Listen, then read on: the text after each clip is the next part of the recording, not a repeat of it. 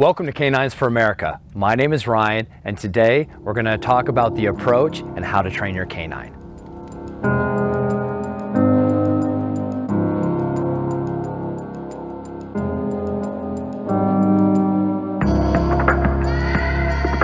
Now let's talk about the approach. This is our approach 101, so we're going to give you a nice little taste on how we go about training our canine. So for instance, with the approach, it's how do I enter into the situation? What's my plan of action? What are my goals and what am I trying to achieve with my canine? Let's, for an example, I just got a brand new puppy. So you got your brand new puppy. The first thing you want to do is temperament diagnose your puppy. You go ahead and you do that. You find out through your temperament diagnosis by watching our 101, 102, and 103 videos, my dog is choleric. Now we know that your dog is choleric. Now we want to start applying the right, correct training methods, which I know you guys are going to go back and watch our training method videos. So in our approach, we know our dog is choleric. Now we know we're going to start with the food method because the food method is going to be the most rewarding method with your young puppy in creating balance, in creating a relationship, in communication and developing that language. The next thing that approach you're gonna learn is now the other training method, which would be a contrastive and a mechanical. You already know, because of our other videos, the last thing you want to do is do anything that would be aggressive towards your canine. Especially in our puppy, we have a window, let's call it, you have about from that 4-week window to that 8-week to 10-week window of a fear stage that we got to be very careful in what we do. Because what you do with a puppy is going to be very, very difficult to undo. We get that a lot of times where we see maybe a rescue dog where we don't know what kind of happened in their background.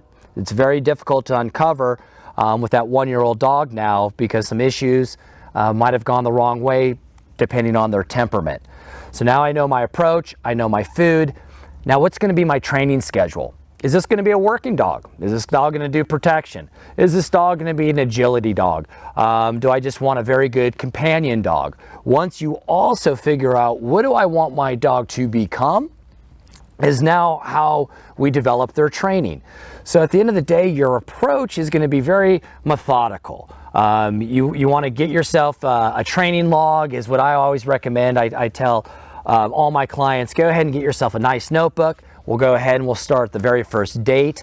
We're going to track everything. We're going to track how much food did the dog intake today.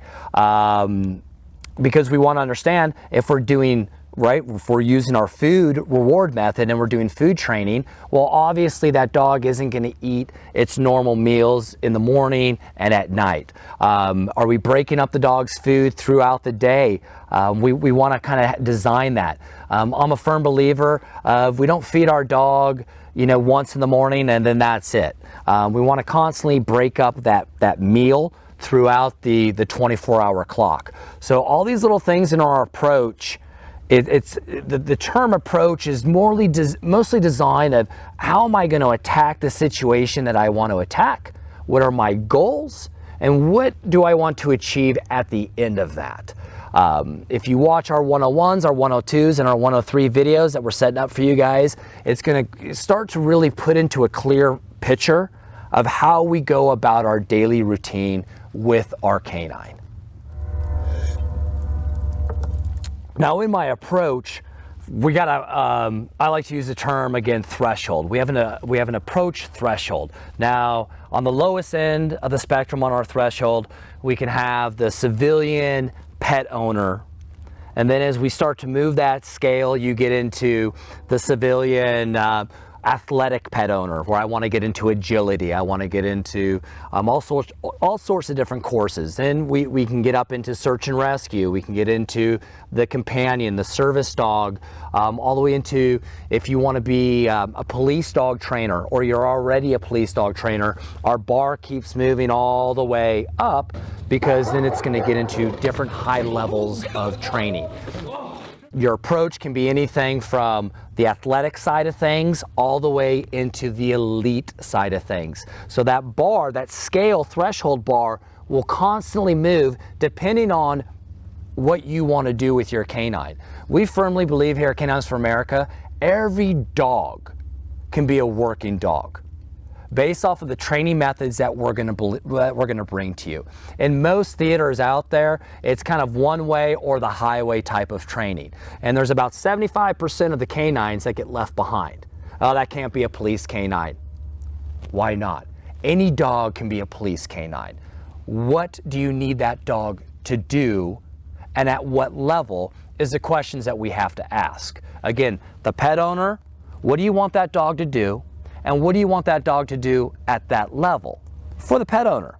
And then again, we get into the athletic pet owner. I want to work out with my dog. Okay, what kind of working out do you want to do with your dog, and at what level? So what we're going to do here at Canines for America, we're going to bring you every different level and walk you through the process, whether again you're the civilian all the way into a military canine unit, a police canine unit, or the athletic agility course canine runner. So stay tuned, follow us along, watch our 101, our 102, and get into our 103 as we're going to bring you through that threshold bar. Now, the final thing in your approach, another thing you want to be very cautious of, is your time commitment. Now, you're going to want to figure out your calendar, get out a 30-day calendar, and on that calendar, figure out what your time commitment's going to be in the very beginning of your training.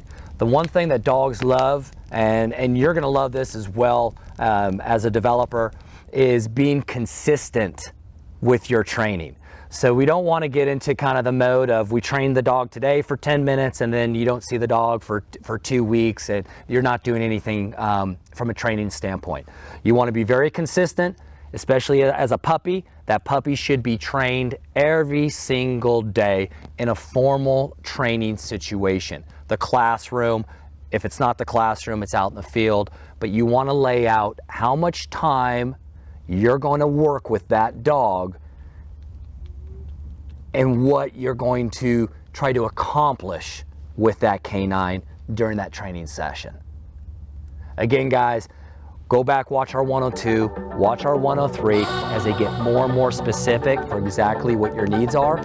Don't forget to click and subscribe. And again, thank you for watching.